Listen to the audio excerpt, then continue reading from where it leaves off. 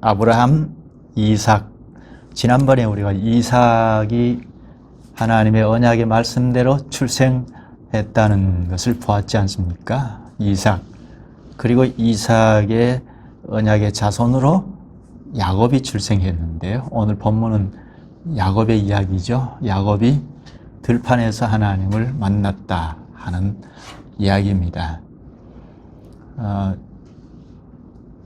들판에서 하나님을 처음 만난 것이 아니고 하나님께서 항상 함께 하셨는데, 문제는 고향 땅을 벗어난 데서 하나님을 만났다.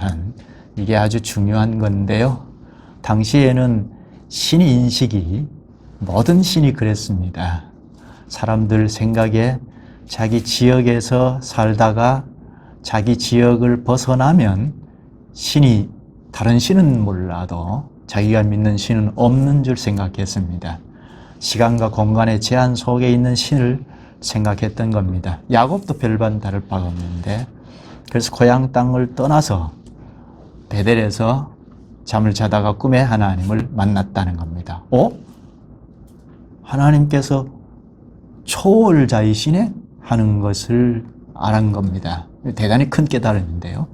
당시 의식 수준으로 보면, 그러니까 하나님께서 자신을 나타내시고 어떤 일을 하셨는지, 하나님의 관심도가 무엇인지 계시하시기 위하여 당시 사람들이 알아먹어야 하니까 당시 수준에서는 꿈을 통해서 계시하시기도 하셨거든요. 보통 우리가 꾸는 꿈과는 다른데, 그런데 야곱이 살던 고향 땅을 벗어난 데서 나타나셨다는 겁니다. 그러니까 야곱이 깜짝 놀랐습니다.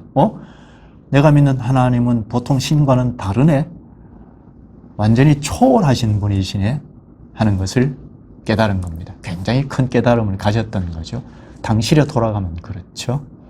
이렇게 하나님을 만난 야곱이면 무엇을 해야 할까요? 무슨 생각을 하고 무엇을 하고 살아야 할까요? 그 점을 오늘 본문에서 잘 볼 수가 있습니다. 야곱이 당장 하나님의 관심도가 이것이었구나 하는 것을 깨닫게 되는데요. 이것은 오늘 우리에게도 마찬가지죠. 하나님의 말씀을 듣는 우리는 어떤 의식을 가지고 어떤 삶의 방향을 잡고 살아야 하는지, 그 점을 잘 이 본문을 통해서 말씀을 들을 수가 있겠습니다. 본문 좀 찬찬히 보도록 하겠습니다. 오늘 본문에서 보면 10절에 야곱이 브엘세바에서 떠나 하란으로 향하여 가더니 합니다. 브엘세바에서 살다가, 하란이 외삼촌이 있는 곳인데 브엘세바에서 하란까지는 상당한 거리입니다. 어떤 사람들은 알기 쉽게 여기 서울에서 부산까지 왕복거리라고 하는데 그렇게 멀까 싶은데요. 아무튼 거리가 멀다는 겁니다. 짧게는 한 40km 된다는 사람도 있는데, 거리가 얼마나 정확하게, 그건 중요하지 않고 거리가 상당히 멀다 하는 것은 좀 알 수 있겠죠.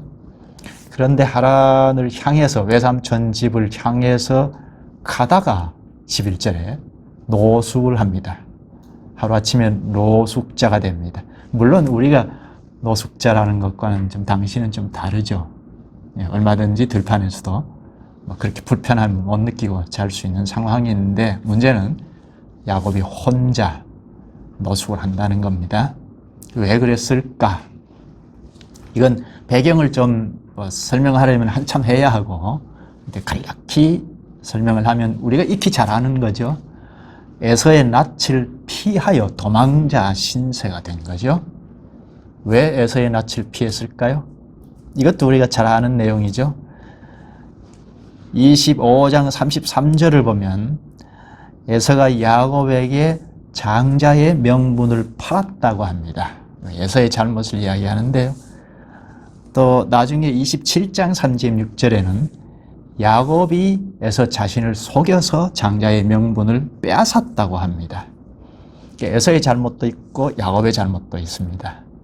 에서는 장자의 명분을 팥죽 한 그릇에 팔아먹은 것이 틀림없고, 그리고 27장에서는 야곱이 장자의 명분을 탈취한 것이 틀림없습니다. 형 에서의 성품이나 기질, 사정을 아주 치밀하게 계산해서 장자의 명분을 빼앗은 겁니다. 이 장자의 명분은 상속자의 명분이죠. 오늘 우리의 관점에서 보면 언약의 상속자라는 거죠. 그런데 에서는 이걸 그냥 걷어차버린 거고, 그리고 야곱은 하나님께서 이미 잉태됐을 때, 에서와 잉태되었을 때 택자로, 상속자로, 언약민으로 택해 주셨는데 야곱이 인간적으로 갈취했다는 것. 이건 하나님께서 경영하시는 그 섭리의 방법에 훼손을 시킨 것과 다름이 없는데요. 그 때문에 야곱은 도망자의 신세가 됩니다. 좀 더 설명하면 이삭이 나이가 많았죠. 그러니까 잘 모른다는 생각을 가지고 치밀하게 계획하고 아버지 이삭을 속이고, 에서가 없는 틈을 타서 아버지 내가 에서입니다. 형 장자입니다. 이렇게 속여서 축복 받은 거죠.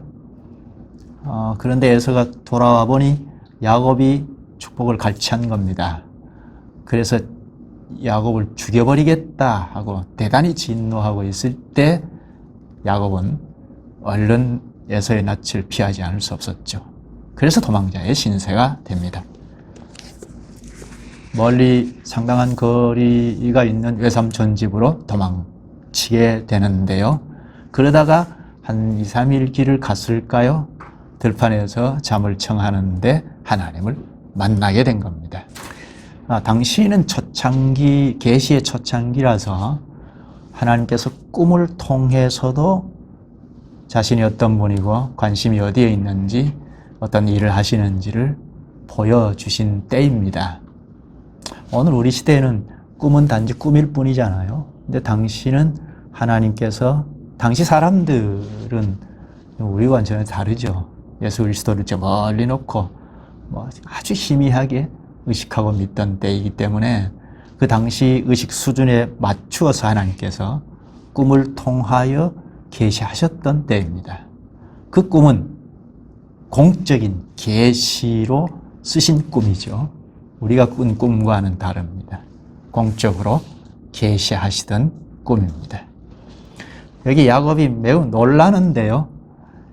보면 12절을 간단히 직역하면 보라 사닥다리가, 보라 하나님의 사자들이, 또 13절에 보라 여호와께서. 아주 대단히 놀라는데요. 이건 초자연적인 계시라서 그렇습니다. 하나님께서 보편적인 꿈이 아니고 초자연적으로 일으켜 주신 계시, 하나님이 이렇다 하고 나타내 보이신 겁니다. 12절을 한번 읽어볼까요? 꿈에 본즉 사닥다리가, 보라 사닥다리가 땅 위에 서 있는데 그 꼭대기가 하늘에 닿았고, 또 본즉 하나님의 사자들이, 보라 하나님의 사자들이 그 위에서 오르락 내리락 하고. 이게 뭘까요? 사닥다리가 땅에서 하늘 꼭대기까지 닿았고, 하나님의 사자들, 천사들이 사닥다리 위에서 오르락 내리락 한다는 말입니다. 이게 뭘까요? 이게 뭘까요? 약 한 2000년 정도 후에 이 사건을 예수님께서 바로 인용해서 가르치시는데요. 한번 볼까요? 요한복음 1장 51절인데 읽겠습니다. 진실로 진실로 너희에게 이르노니 하늘이 열리고 하나님의 사자들이 인자 위에 오르락 내리락 하는 것을 보리라 하시니라. 이건 예수님께서 곧 앞으로 사역이 끝나면 십자가에 죽으시고 부활하실 텐데, 그러면 하늘이 활짝 열리고 사람과의 관계가 이제 회복될 거라는 것을 예고한 말씀인데요. 이 말씀을 하시면서 야곱이 한 2000여 년 전에 야곱이 베델에서 하나님을 본 것을 그대로 말하고 있는데요. 여기 인자 위에 오르락내리락 하는 것을 보리라. 인자는 예수님이니까 예수님 위에 하나님의 천사들이 오르락내리락 하는 것을 보리라 하십니다. 야곱은 어떻게 봤죠? 본문에 땅의 하늘 꼭대기까지 닿은 사닥다리 위에 하나님의 천사들이 오르락내리락 한다는 겁니다.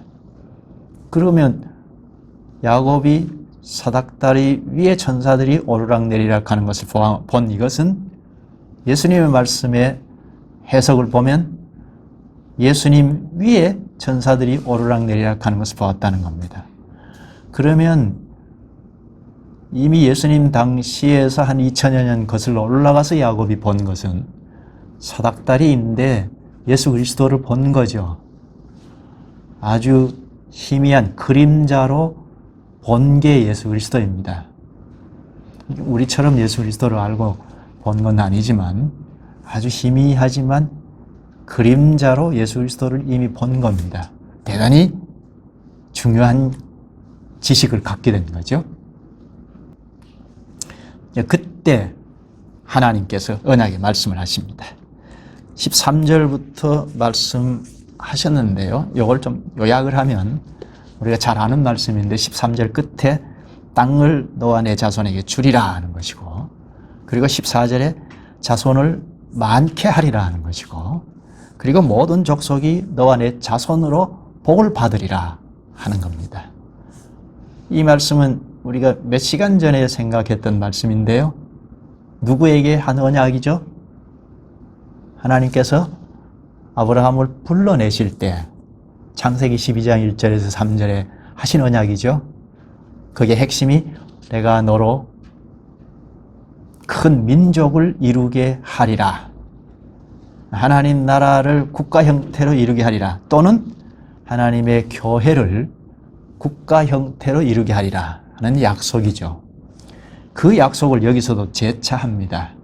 지난번에 본 이삭과 관련해서도 같은 약속을 계속 반복해 주시는데, 여기 야곱에게도 들판에 잠자고 있는 외로운 야곱에게 찾아오셔서도 같은 약속을 반복하십니다. 아브라함에게 이미 하신 약속을 이루어 주리라 하는 것을 약속하십니다.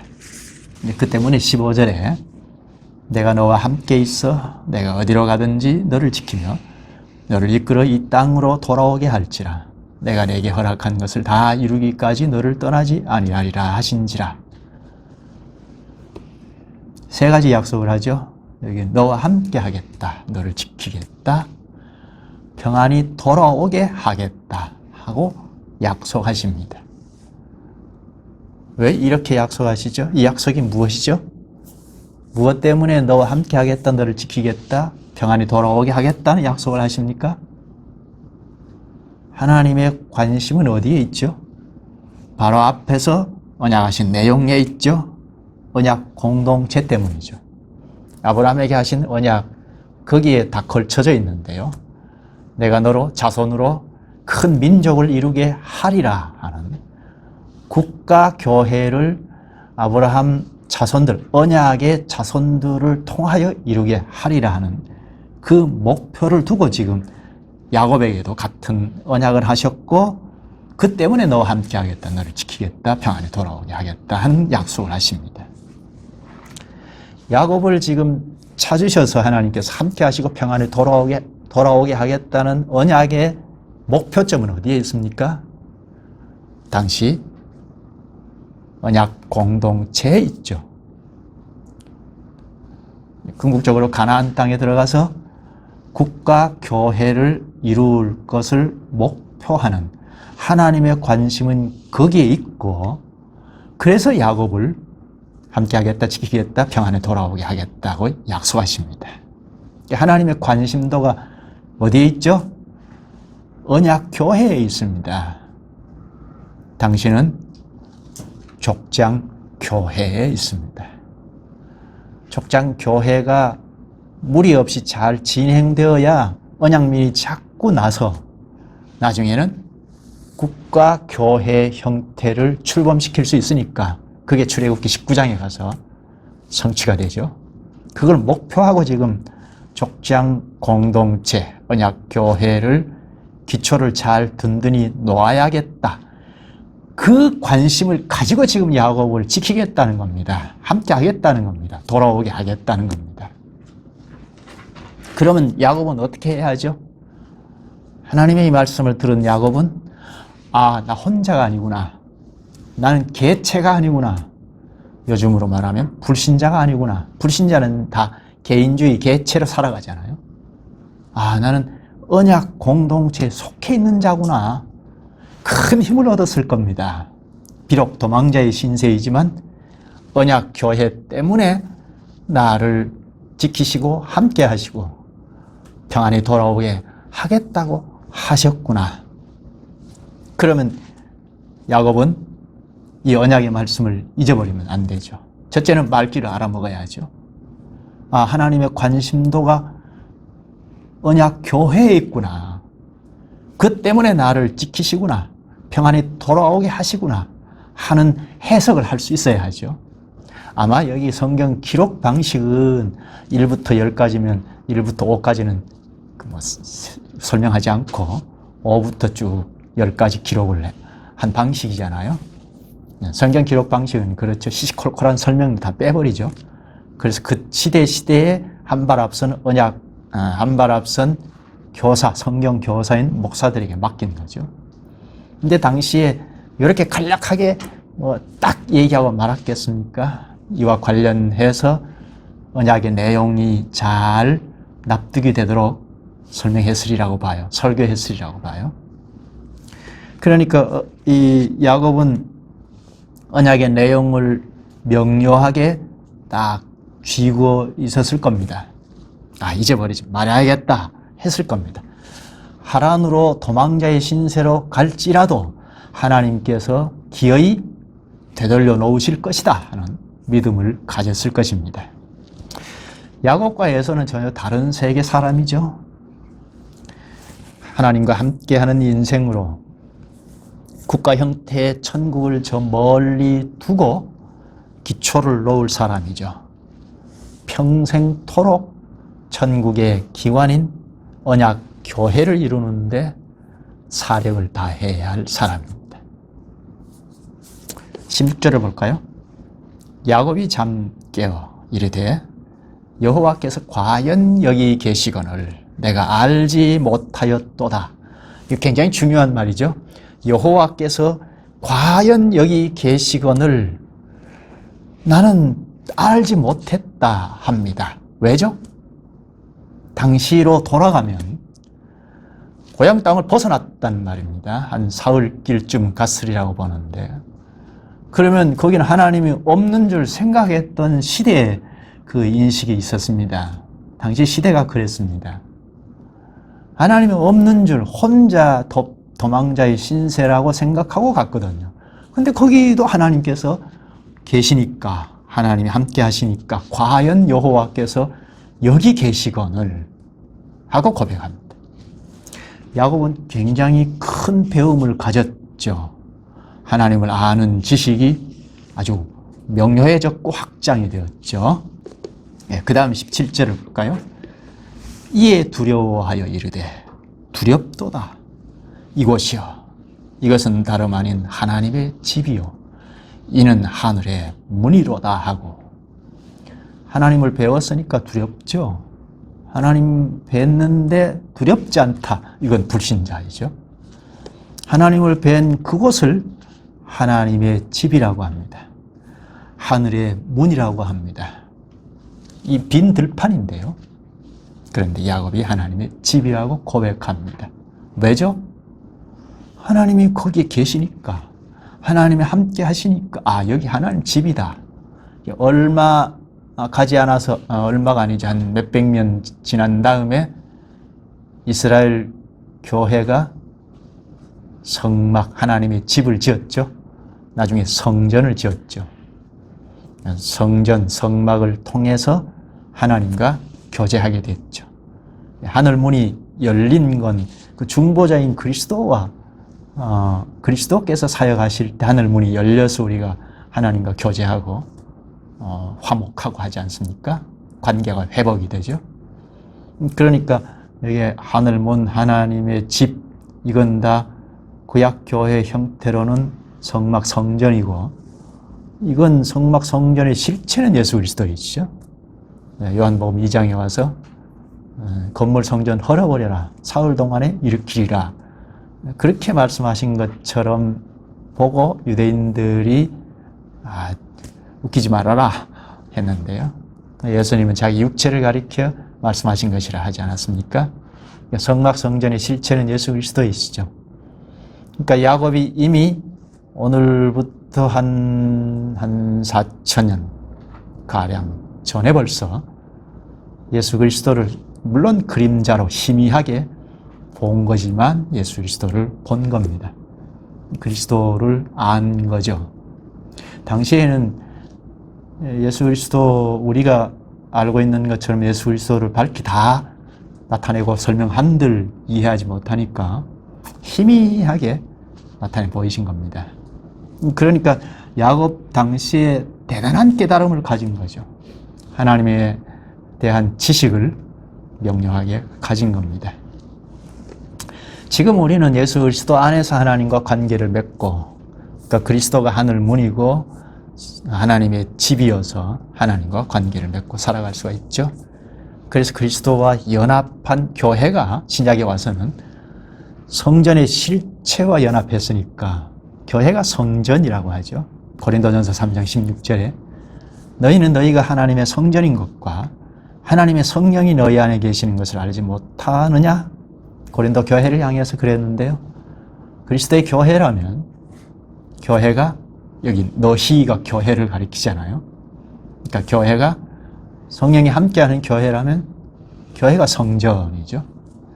언약 공동체 전체가 하나의 유기체로 성전입니다. 하나님을 만난 야곱은 무엇을 하죠? 18절을 보죠. 야곱이 아침에 일찍 일어나 베개로 삼았던 돌을 가져다가 기둥으로 세우고 그 위에 기름을 붓고 기름을 부었다. 거룩하게 구별한다는 뜻입니다. 좀 더 발전해서 이스라엘 교회가 출범했을 때 제사장에게 또 제사장이 드나드는 성소에 기름을 부었죠. 이거는 제사장도 성소도 구별된 거라는 걸 가리키지 않습니까? 기름을 부었다. 이게 뭘까요? 기름, 구약 시대에 기름을 부었다. 이건 성령을 상징한다고 했죠. 오늘날에는 성령께서 기름을 붓듯이 우리에게 오시면, 우리와 함께 하시면 우리가 중생도 되고, 그러니까 재창조도 되고, 이제 성령이 떠나지 않으시고, 구약과는 달리 떠나지 않으시고 늘 함께 하시죠. 그래서 여러 각양 은사를 교회에 주셔서 성령의 은사를 발휘하게 해서 연합체, 그리스도와의 연합체를 현저하게 잘 구성해서 전진해 나가도록 하시죠. 그러니까 구약 당시는 성령 하나님을 밝히 계시하실 시대가 아니니까, 그렇게 한들 알지 못하니까 성령을 가리키는 기름으로 구별을 한 건데요. 최초 지금 야곱이 그 일을 하고 있습니다. 여기서 하나 오늘 성령으로 기름을 부었다 혹은 기름 부었다는 말을 곧잘 하는 걸 들을 수 있는데요. 이 말은 좀 삼가하는 게 좋겠죠. 이 사실을 잘 알면 쓸 수 없는 말이잖아요. 지금은 성령께서 우리와 함께 하시고 성령께서 교회에 각양 은사를 주셔서 그 은사 발휘를 통해서 그리스도와의 연합체를 구성하고 전진하게 하시는데 뭘 또 기름을 부었다는 얘기를 자꾸 하는지 몰라서 그러니까 여러분들이 그런 사람, 진자들이 있으면 가르쳐 주시면 좋겠습니다. 야곱은 이미 수천 년 전에 하나님을 명료하게 깨달았습니다. 계시 초기 단계이니까 꿈을 통해서 또 가시적인 여러 도구들을 통해서 가르쳐 주셨는데요. 그래서 야곱이 잠자던 그곳에 기름을 부어서 구별을 했습니다. 그것을 베델, 번역하면 하나님의 집이라고 합니다. 하나님께서 거기 거하신다는 거죠. 성전이 다른 게 아니고 하나님 거하시는 곳이 성전이잖아요. 야곱은 이처럼 명료하게 깨달았습니다. 그래서 야곱이 이렇게 반응을 보이는데요. 서원으로 응답합니다. 20절에서 22절이 서원의 내용입니다. 좀 볼까요? 21절, 22절. 내가 평안히 아버지 집으로 돌아가게 하시오면 여호와께서 나의 하나님이 되실 것이요 내가 기둥으로 세운 이 돌이 하나님의 집이 될 것이요 하나님께서 내게 주신 모든 것에서 10분의 1을 내가 반드시 하나님께 드리겠나이다 하였더라. 성경에 기록된 최초 서원의 내용입니다. 이 내용을 잘 좀 읽고 오자고 했는데 읽어보셨는지요? 서원을 어떻게 합니까? 어떻게 서원을 하죠? 보통 우리가 서원, 이거 들어주시면 내가 이렇게 대가를 치르겠습니다. 이런 방식이잖아요. 오늘 본문에서 잘 가르칩니다. 야곱은 어떻게 하죠? 야곱이 무슨 조건부로 이렇게 하겠습니다. 한 게 아니죠. 이미 하나님께서 앞에서 언약하신 내용이 있습니다. 21절에 보면 내가 평안히 아버지 집으로 돌아가게 하시오면 여호와께서 나의 하나님이 되실 것이요. 이 야곱은 이렇게 말했는데요. 그 앞에 15절에 하나님께서 너와 함께 하겠다, 너를 지키겠다, 평안히 돌아오게 하겠다는 약속을 하십니다. 그 약속을 야곱은 반복하죠. 하나님이 이렇게 약속하셨습니다. 내가 이렇게 하겠습니다. 그게 서원입니다. 서원은 내가 단지 원하는 것을 주면 내가 대가를 치르겠습니다는 이런 거래가 아닙니다. 하나님께서 내가 원하는 것을 들어주시면 내가 이렇게 대가를 바치겠습니다 하는 게 아닙니다. 하나님께서 은혜로 줄 거라고 약속하신 바 그걸 응답해 주시면 내가 되돌려 드리겠습니다. 이게 서원의 핵심입니다. 하나님께서 언약하신 바를 이루어 주시면 야곱이 22절에 내가 기둥으로 세운 이 돌이 하나님의 집이 될 것이요 하나님께서 내게 주신 모든 것에서 10분의 1을 내가 반드시 하나님께 드리겠나이다 하였더라. 여기 내가 기둥으로 세운 이 돌이 하나님의 집이 될 것이요 이것도 하나님께서 이미 임재하셨잖아요. 그 임재하셨던 곳에 그걸 수납하겠다는 의미죠. 그리고 10분의 1을 드리겠다는 것도 마찬가지입니다. 하나님께서 내게 주신 모든 것에서 10분의 1을 되돌려 드리겠다는 겁니다. 하나님께서 약속하신 바를 주실 텐데 내가 그거 믿는다. 그걸 내가 믿겠습니다. 그러면 성취시켜 주시면 내가 되돌려 드리겠습니다. 그거죠? 이건 우리가 헌금하는 기본 원리인데요. 우리가 오늘날에 헌금을 어떻게 합니까? 적어도 우리 교회는 어떻게 헌금하죠? 나의 모든 것이 하나님의 것입니다. 그걸 대표해서 얼마를 담아서 표시하잖아요. 그렇죠? 모든 것이, 우리에게 있는 모든 것이 하나님으로부터 온 거죠. 가령 내가 직업 활동을 해서 먹고 살 수 있게 됐다 하는 것은 나의 건강도 하나님이 지켜주셔야 했고, 나의 지식에 그 발휘를 하게 하시고, 또 내가 일하는 장소가 어떤 회사라면 회사 경영 이사라든지 그 대표가 그 마음을 감동시켜 주셔서 월급을 주시니까 내가 받아서 살고 있잖아요. 우리의 환경, 정황 이런 것들 하나님께서 내 건강만 빼앗아가도 할 수 없는 거잖아요. 그러니까 하나님께서 이렇게 다 은혜를 베푸셔서 주신 거니까 요거 내 거야. 전부 내 거야. 내가 노력했어. 그 결과야. 여러분 이제 불신자가 되죠. 불신자가 되는 건 쉽죠. 이거 내 거야. 영역 불가침. 이러면 이제 불신자이죠. 하나님의 백성은, 구원의 백성은 하나님께서 섭리하셔서, 주장하셔서 나에게 주셨다. 그러니 우리는 우리 전부를 다 드리는 예배 시간에 얼마를 대표로 해서 내 목숨도 여기에 있습니다 하고 바치는 게 헌금이잖아요. 근데 이걸 구약시대 때는 마치 어린아이 시대였어요. 예수 그리스도께서 저 멀리 보고 믿는 시대. 우리 늘 생각하는 건데요. 마치 어린아이 시대였으니까 하나님께서 한 개만 바치면 내가 다 받은 걸로 할게 하신 거예요. 근데 야곱은 이미 초창기에 그거 있기 전에 이미 의식하고, 이것도 물론 당시 보편적으로 생각했던 건데요. 10의 1을 하나님께 바치겠습니다 하고 서원을 합니다. 그러니까 하나님께로부터 온 것인 거, 그 인식한 거니까 매우 큰 깨달음이죠. 내 전부가 다 하나님의 거야. 하나님이 고향으로 평안히 돌아오게 하시면 하실 텐데, 하나님이 약속하셨으니까. 그러면 내가 10의 1을 바치겠습니다 했던 거고, 구약교회는 다 10의 하나만 바치면 하나님께서 다 받은 걸로 할게 했던 거예요. 신약에 넘어와서 10의 1조를 바쳐라, 그런 데가 없어요. 그러면 그리스도 안에서 우리는 첫 시간에 우리가 생각을 했죠. 그리스도와 연합의 세례를 받았다는 것은 내 것은 이제 없다는 거죠. 그리스도의 것으로, 그리스도의 수족으로, 지체로 살아가게 되잖아요. 그러니까 그걸 예배 시간에 다 표시하는데, 찬송으로, 그리고 헌금으로 표시할 때 10의 1을 할 수도 있고 10의 2조, 3조를 해야 할 사람이 있고, 형편이 어려우면 20의 1조를 할 사람도 있죠. 빚더미에 있으면 안 해도 될 사람이죠.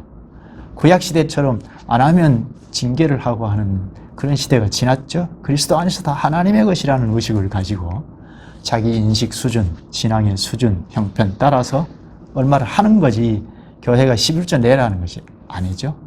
이게 헌금의 정신의 근원을 지금 오늘 본문에서 가르쳐주고 있습니다. 헌금은 하나님 것인데 되돌려 드리는 것이고, 서원도 마찬가지라는 겁니다. 하나님께서 주신 것을 다시 되돌려 드리는, 이게 헌금의 정신이고 서원의 정신입니다. 언약의 말씀을 들은 야곱은 이제 뭘 해야 하죠? 하나님께서 이렇게 언약하신 내용을 들은, 말씀을 들은 야곱은 오늘 우리는 뭘 해야 하죠? 첫째 뭐죠? 언약의 말씀을 하신 그걸 숙지하고 있어야 하죠. 하나님께서 이렇게 말씀하셨구나, 말귀를 알아먹는 것, 그게 첫 번째죠. 그냥 자기 방식대로 알아먹어가지고 하나님께 순종한다고 100번 해봐도 불순종일 수 있잖아요. 말귀를 딱 캐치해야죠. 이런 뜻이 있구나, 하나님의 관심도가 여기에 있구나. 야곱 같으면 하나님의 관심도가 족장교회에 있구나, 언약교회에 있구나. 그래서 나를 지키시고 함께 하시고 평안히 돌아오게 하겠다고 약속하시구나. 이 말귀를 알아먹어야 하죠. 비록 자신이 도망자의 신세이지만 하나님께서는 언약교회에 관심을 두고 지금 야곱과 함께 하겠다고, 자신과 함께 하겠다고 하시구나. 이런 의식을 가져야죠. 그 언약의 내용을 꽉 쥐고 지금 삼촌집으로 가야 하죠. 그걸 잊어버리면 안 되죠.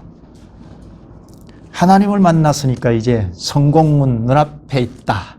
요렇게 되면 이제 종교 하나를 할 수 있을지 몰라도 기독교에서는 탈피하는 거죠.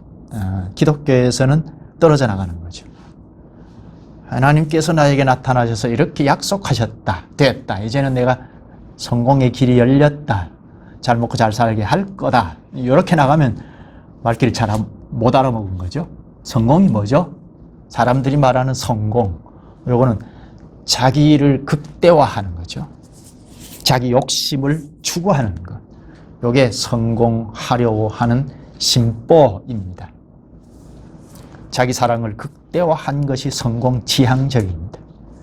실패하면 어떻습니까? 하나님께서 함께 하시면 그 야곱에게 하나님이 함께 하시겠다는 것, 평안이 돌아오게 하겠다는 것, 특별히 언약 교회를 목표하고 하나님 지키신다는 것, 이건 야곱을 위함이죠. 오늘 우리를 위함이죠. 언약 교회, 그리스도와 연합한 데서 떨어져 나가면 포도나무에서 가지가 떨어져 나가는 것과 같다고 했죠. 예수님께서 나는 포도나무여 너희는 가지라. 가지에서 떨어져 나가면 아무것도 할 수 없다고 했죠. 붙어 있는 것. 이거 현실은 언약 교회에 붙어 있는 건데, 그 때문에 야곱이 도망자의 신세이지만 하나님과 함께함을 알고 큰 위로를 받고 삼촌집으로 갈 수 있었던 거고, 언젠가는 되돌아올 것이다 했을 거란 말입니다. 결국 돌아왔죠. 그래서 야곱이 언약의 자손들을 계계승승 이렇게 이어줬죠. 요셉에까지. 그래서 애굽으로 내려갔죠. 그 점을 우리가 봐야죠. 하나님의 관심이 어디에 있는지. 그 때문에 언약민인 야곱을 끝까지 지키신다는 것, 그걸 봐야죠. 이건 오늘 우리도 마찬가지입니다. 우리가 일생 살아가는 노정에서 무엇을 중요하게 보고 살아가야 할 건가? 오늘 말씀이 우리에게 크게 가르쳐 주시죠. 하나님의 관심은 하나님 나라를 구현하고 증시하시기 위하여 그 기관인 교회에 관심이 있다 하는 겁니다. 그 때문에 우리를 지키시고 함께 하시고 인도해 가신다는 겁니다. 이런 말을 하면 고개를 이렇게 돌릴 교회원들이 오늘날 많이 있을 겁니다. 왜 그렇죠? 이건 우리가 납득이 되죠. 그리스도의 교회답지 못한 교회가 비일비재하게 많이 있으니까 힘을 다 잃어버린 모습만 보니까 교회? 에이, 아니다 한다는 말입니다. 또 하나는 그리스도와 연합한 교회가 무엇인지 잘 모르거나 단편적으로 알기 때문이죠. 그래서 교회 안 나가도 난 하나님과 관계를 잘 맺으면 되지, 그렇게 한단 말입니다. 과거에 제가 철부지할 때 그랬거든요. 교회가 이런 정도의 실력이면 차라리 나와 하나님과 관계 잘 맺고 살면 되지. 그래서 가끔 한 번씩 나가보고 그런 생각을 했는데요. 하나님께서 야곱에게 계시의 말씀, 언약의 말씀을 하신 것과 같이 어느 시대에든지 그 시대에 하나님께서 그리스도 안으로 불러내셨다는 것은 그리스도 안으로 불러내신 자들과 연합하여 언약교회를 굳게 이루면서 그 언약교회를 기구체로 쓰셔서 천국을 구현하고, 그래서 교회가 천국의 구현체이죠. 그리고 확산케 하는, 거기에 하나님의 관심이 있다는 거죠. 그러므로 오늘 우리도 하늘에 계신 그리스도와 연합한 연합체를 이루겠다 하는 소원을 가지고 살아가는 것이 올바른 깨달음이죠. 하나님의 관심이 거기에 있고 그리스도께서 주도적으로 하시는 사역이 바로 자기의 몸체인 교회를 나타내고 확산시켜가는 것이니까 그렇습니다. 그럼 우리가 그런 교회가 뭐냐 하는 걸 알아야죠. 교회도 모르고 교회를 이룰 수 없잖아요. 교회가 무엇이냐, 어떤 교회냐. 첫째는 하나님의 말씀을 순수하게 전하여야겠다 하는 것. 순수하다는 것은 가감없이 전한다는 것이고 체계적으로 가르치고 배운다는 것인데요. 이미 16세기 때에 로마 교회이죠. 한 1000년 동안 구렁텅이에 그냥 빠져서 허우적거리는 것을 가만히 보던 성경에 친숙한 개혁자들이 이게 뭘까? 원인이 뭘까? 하고 하나님 앞에 대면해서 보니, 하나님 앞에 대면하는 건 성경 말씀이죠. 하나님이 성경 말씀을 통하여 우리와 관계하니까 성경 말씀을 대면해 보니 첫째 문제가 하나님의 말씀을 순수하게 전파하지 않더라는 겁니다. 그래서 교역자들이 첫째, 하나님의 말씀을 순수하게 전파하는 교회가 그리스도의 교회더라. 그러니 로마 교회에서 나와라. 하나님의 말씀을 순수하게 전파하는 교회를 찾아가라 한 겁니다.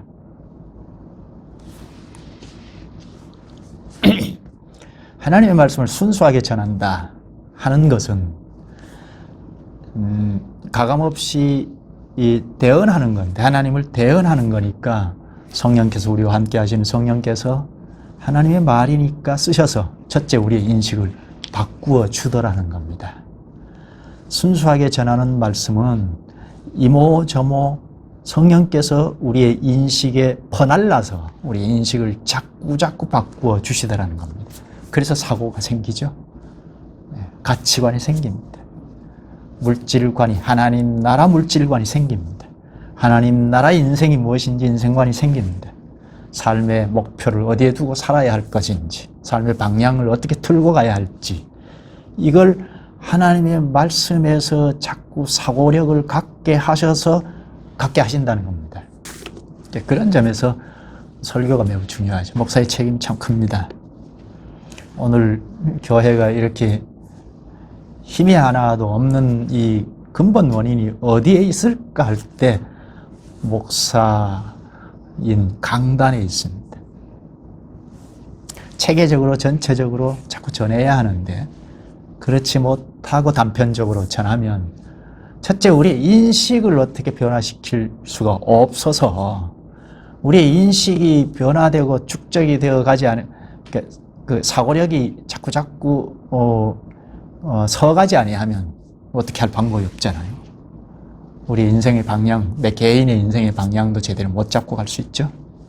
그래서 첫째, 말씀을 순수하게 전해야겠다. 이게 그리스도의 교회라고 했고, 둘째는 순수하게 전하는 말씀의 토대 위에서 성례를 집행해야겠다는 것.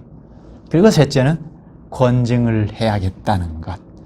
세 가지죠. 세 가지 표지를 중세교회에서 타락한 타락성을 보고 가르쳤습니다. 이 세 가지 표지가 외모로 얼른 볼 수 있는 거니까 세 가지가 얼른 보이지 않으면 그 교회는 가지 마라 했던 겁니다. 이 세 가지 표지가 구약에도 있었죠. 구약에는 좀 희미하지만 있었던 거죠. 첫째, 말씀을 순수하게 전하더라 있었죠. 하나님 직접 전했잖아요. 사람을 통해서 전하기도 하고 또 이 당시에는 꿈을 통해서도 천사들을 보내서도 사람을 보내서도 전했죠. 전하는 말씀이 순수했죠. 거기에 무슨 세상에 무슨 시사 문제 예를 들어서 전한 설교가 없죠. 순수했습니다. 그리고 두 번째로 성례도 당시에 있었죠. 할례를 행하라 했지 않았습니까? 나중에 국가가 출범할 때는 6월절도 성례로 제정해서 지키도록 하셨죠. 그러니까 할례가 당시에 있었습니다. 권징도 있었죠. 당장 지난번에 우리가 하갈과 이스마엘을 쫓아낸 출교한 이게 권징이라고 했지 않습니까? 그리고 오늘 본문에서 야곱이 하란으로 도피합니다. 이거 권징이죠. 에서를 속이고 단순히 아버지를 속인 정도가 아니죠.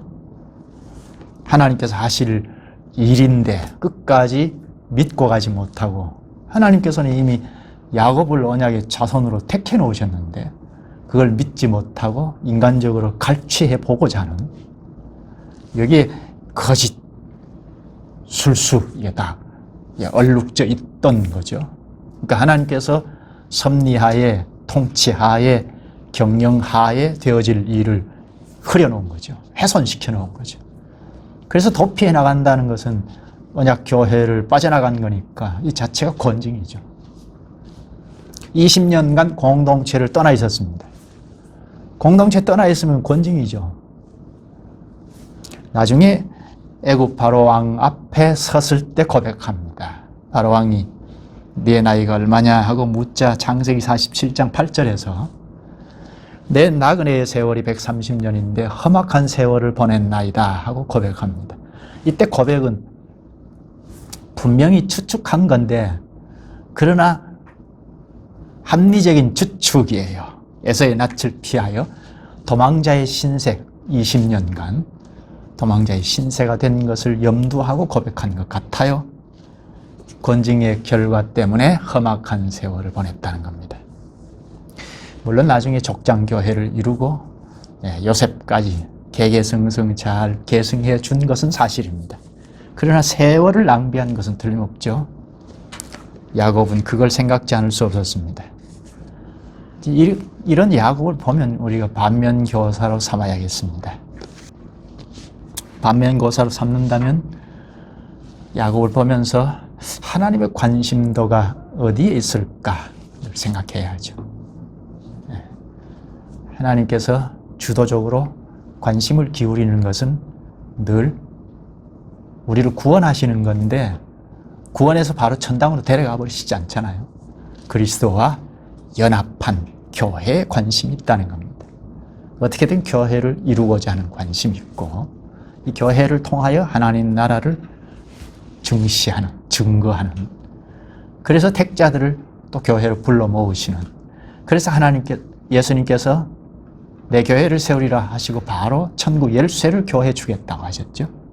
교회가 이제 천국의 관문으로 열쇠를 열고 들어가면 천국에 들어가도록 하신 것처럼 복음 설교와 권징이죠. 천국의 열쇠는 복음 설교와 권징입니다. 그리스도께서 보좌 우편에서 지금도 주도적으로 하시는 사역이 바로 그리스도와 연합한 연합체를 구현하는 것, 전진해 나가게 하시는 것, 이게 주도적인 사역이고 관심입니다. 그렇다면 우리가 그리스도의 주도적인 사역에 수종 노릇하는 것 또는 하나님의 관심도에 우리가 늘 관심을 기울이는 것, 이게 매우 중요하죠. 첫 발걸음은 그리스도의 교회가 뭐냐 좀 알고 보자 하는 것, 이게 매우 중요하죠. 그리스도의 교회가 뭐냐, 교회가 무엇일까? 자칫하면 우리가 경험했던 나고 잘하고 학습된 이 교회관만 가질 수 있잖아요. 그래서 교회는 이것이야 하고 습관적으로 생각할 수 있는데 이걸 좀 내려놓고 말씀으로 들어가서 하나님의 말씀을 자꾸 배우는 거죠. 야곱이 본문에서 고향 땅을 떠나면 하나님은 없는 줄 알았는데 있네? 하고 깜짝 놀라서 배운 것처럼 말씀으로 들어가서 하나님 뭐라고 하시는지 하나님의 교회를 자꾸 배우자 하는 것 하나. 이게 교회관이 투철해 나가는 것이고 성장해 나가는 거죠. 교회 성장이 여기에 있죠. 자꾸 교회관을 더 명료하게 전체적으로 배우고 가야겠다 하는 것. 교회를 성경에서 한마디로 정의를 내려놓지 않았다 하는 것 우리 잘 알죠? 그건 그만큼 심오하고 전체적이고 풍성하기 때문에 한마디로 말할 수 없어서 정의를 내려놓지 못했던 겁니다. 사도들이 여러 각도에서 교회는 이것이다, 그리스도의 몸이다, 아니야 하나님의 백성이다, 아니야가 아니고 하나님의 백성이다, 여러 각도에서 이야기했습니다. 하나님의 성전이다, 여러 각도에서 이야기했습니다. 그런 점도 하나씩 하나씩 배울 필요가 있고, 그리고 말씀에 깊숙이 들어가서 이모저모 배우면 이게 다 연관이 되어 있어서 어떤 도리든지 전부 연관이 되어 있어서 하나님의 교회를 더 명료하게 또 전체적으로 깨달아갈 수 있겠습니다. 깨달아간다는 것은 교회를 잘 이룰 수 있다는 거죠. 기도하시죠. 자비하신 주님, 주님께서 사람의 힘과 잔기로 하나님의 언약까지도 방해해버린 야곱을 주께서 끝까지 함께 하시고 지키고 돌아오게 하겠다고 언약하신 이 말씀이 오늘 저희에게도 큰 위로가 되옵나이다. 야곱 못지않게 연약한 저희도 언약의 말씀보다 현실의 문제를 더 크게 보고 그 때문에 도피하고 노숙자가 되어버린 야곱처럼 살아갈 때가 종종 있사옵나이다. 그러나 우리 주님은 빈 들판에서도 야곱 함께 하신 것처럼 비록 도망자의 신세라도 언약의 말씀을 상기시켜 주신 것처럼 그리하여 하나님의 관심에 눈을 돌리고 살 용기를 갖게 하신 것처럼 오늘 저희에게도 여전히 말씀해 주셔서 주도적으로 행하시는 그리스도의 사역에 눈을 돌리게 하시오니 감사합나이다. 그리스도의 교회가 무엇인지 첫째로 잘 배우고 알게 하여 주시옵소서. 그리스도의 수족으로 연합한 교회를 잘 이루면서 전진하게 하시옵소서. 예수님의 이름으로 기도하옵나이다. 아멘.